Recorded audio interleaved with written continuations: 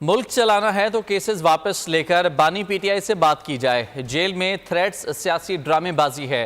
PTI रहनुमा अली मोहम्मद खान की बोल के प्रोग्राम तब्दीली में डॉक्टर दानिश से बातचीत। फयाजुल हसन चौहान ने कहा कि अगर पीटीआई की 88 नशिस्तें चोरी हुई हैं तो सिर्फ 22 पर दरखास्तें क्यों दी गई हैं।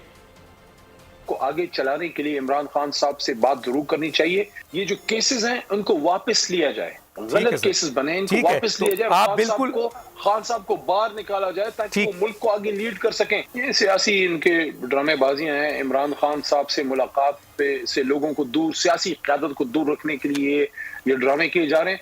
अगर ये कहते हैं कि 82 सीटें हमें मिली और 88 सीटें नहीं मिली तो जनाब फिर इलेक्शन कमीशन में 88 सीटों की कंप्लेन आनी चाहिए थी ना। इलेक्शन ट्रिब्यूनल में टोटल 22 सीटों की आई है।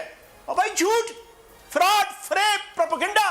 अगर आपकी 88 सीटें गई हैं तो 88 सीटों के ऊपर इलेक्शन कमीशन में, इलेक्शन ट्रिब्यूनल के अंदर जनाब आपकी एप्लीकेशंस आनी चाहिए थी, क्यों नहीं आई। सब्सक्राइब करें और बेल दबाएं ताकि कोई खबर रह न जाए।